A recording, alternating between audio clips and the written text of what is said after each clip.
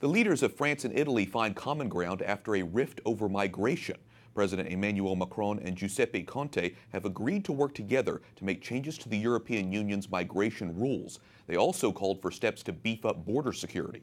Macron has been critical of Italy's refusal to accept a rescue ship carrying more than 600 migrants.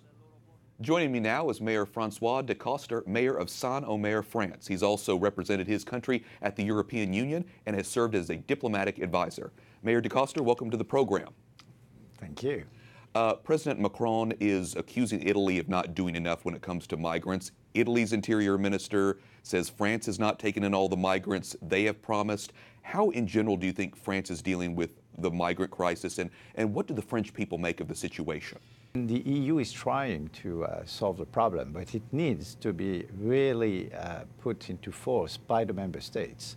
And what is my role as a mayor and a member of the Committee of the Regions of the European Union is to say that there's no choice. We have to coordinate our responsibility. There's a strong feeling that we need a European solidarity. That is to say that obviously we have to understand both the countries that welcome the migrants when they enter the European continent, but we have also to help the countries and the territories, and my town is one of those territories where the migrants will go through to go to England, for example, or to some other countries. I want to switch gears because France has seen an uptick in lone wolf terror attacks in recent years. We were following in 2016 when a Catholic priest was killed while he was saying Mass.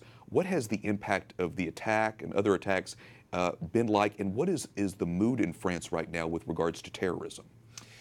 We are in a situation where the risks are high, but we have to live with those risks, and we can live with them. I mean, it's a matter of being well organized. The army is in the streets, but in the same time, I mean, we can live the way we want to live, because the last thing we should do is really refrain ourselves. I wouldn't describe the situation as a crisis.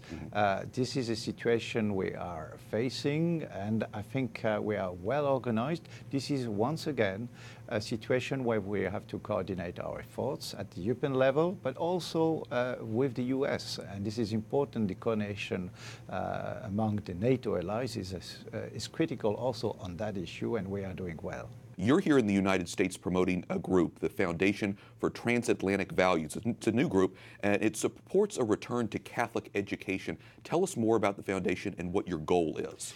It's all rooted in our history in Saint-Omer, because it happened that for about 2 centuries we welcomed in the 17th and 18th centuries an English Jesuit college. And in this college will welcome children coming from the Americas.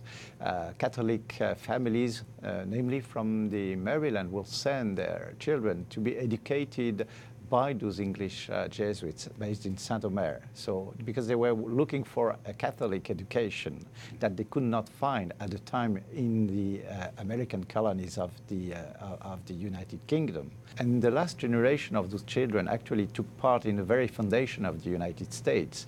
Such characters of importance like John Cabell, the first bishop, the first archbishop of the United States, actually was a student in Saint-Omer. And he founded then Georgetown University, and that's the reason why we have so close ties with Georgetown University. Well, it's interesting to hear about the rich history of Saint-Omer, and obviously you guys have been traveling around places like Annapolis and Baltimore to promote this foundation, so we really appreciate your time and stopping by here. Mayor Francois Decoster, Mayor of Saint-Omer, France, thanks so much. Thanks for inviting.